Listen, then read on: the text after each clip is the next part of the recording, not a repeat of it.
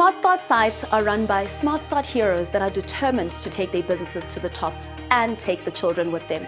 Today, we go to 3 sites, Annandale, Orange Farm, as well as Coronationville, to take a look at how they build these businesses and also nurture young minds. My name is Olwethu. I actually basically started with 5 children. I have now 30 children this year.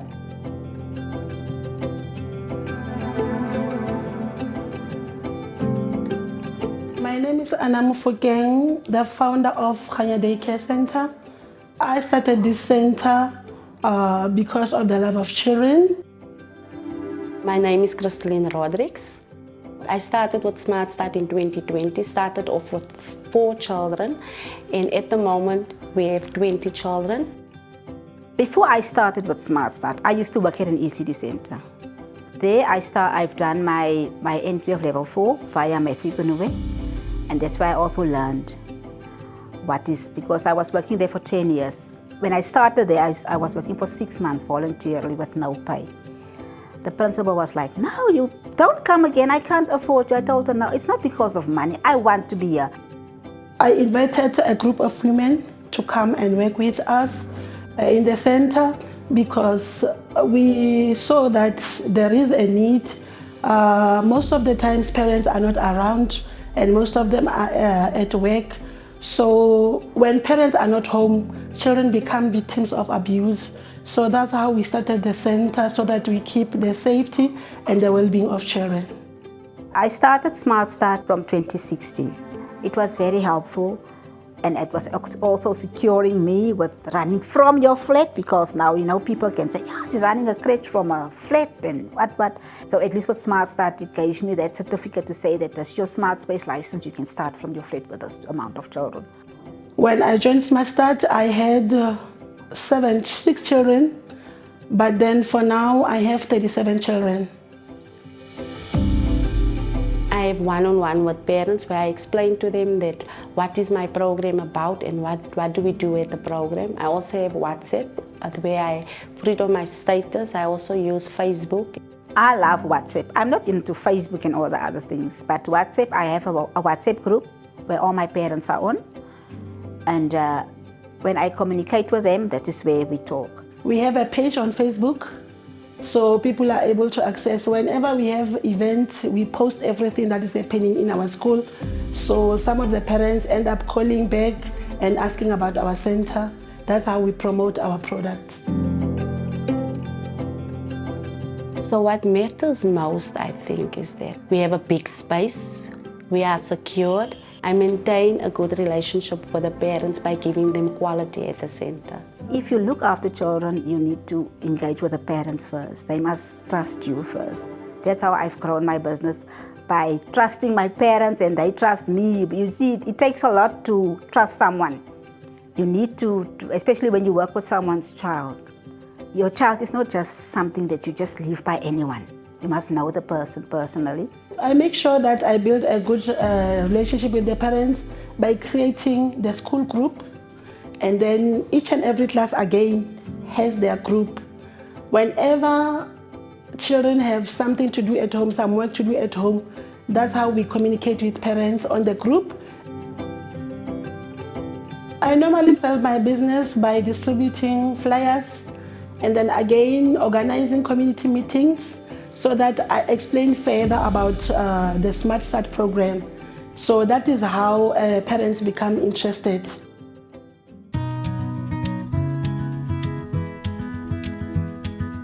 I don't like it when I see children just sitting at home and there's no one looking after them. And I do have like 4 children who's not paying school fees. Those parents, it's like grandmothers.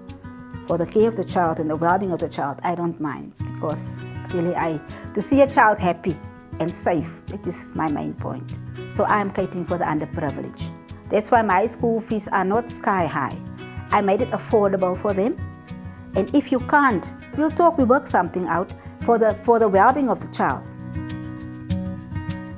To decide on how much to charge, I first do a survey with the nearest centers, just to check how much they are charging. And then I also check the expenses. There are parents who cannot afford to pay, and then we sometimes arrange. Sometimes we ask parents to come. Maybe if we have some job here, they come and do that. Maybe they relieve other practitioners if they are not around. Because of the area that we're living in, so I basically see what does the other creches also charge, and then I go according to that. By building the good relationship with the parents and also having the customer service, you must also keep it very professional. For my business to grow, I need to keep my parents happy.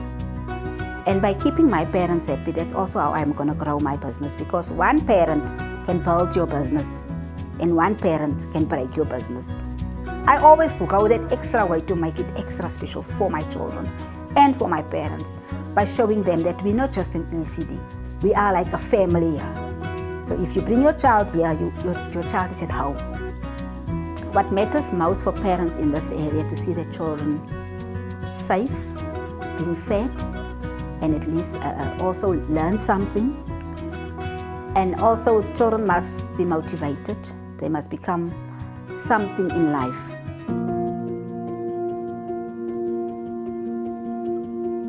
I really do appreciate the new curriculum that SmartStart shared with us. Every week we have 5 words, new words that we need to introduce to our children. And at the end of the week, if I hear my children using those words, wow, then I can only say thank you, because then I see what I'm doing, it's not going in vain, and it's all because of the tools that SmartStart provided. We were introduced to the app that is called a FinBit app. So with this app, you record everything, the income, the expense, and everything that you're using. SmartStart has contributed a lot because, like I said, in our clubs, that is how we get support. And then everything, when you do it with other people, it becomes much easier. I try to involve the parents more at the center by involving them more in their children's work, what we're doing here at the ECD, how's the child growing at the ECD and what the child is developing at the ECD. I'm a club leader for NRL Sunshine Club, so I think it's good for ladies to come together, sharing our challenges that we face daily and our achievements also. To run a successful ECD, patience is one of the biggest keys that we also need, because it doesn't just grow overnight. I will say, to make it successful, it's not about money. If you are in this for money, you don't belong here. It is about passion. It is about the love you have for this job. For not a job, I will say for this work that you're doing. Because once you call this a job, it will be a job for you. You will go home and you will come to job and you will be tired. It must be something that you say, I want to wake up to. I love coming to my workplace where I am with my children.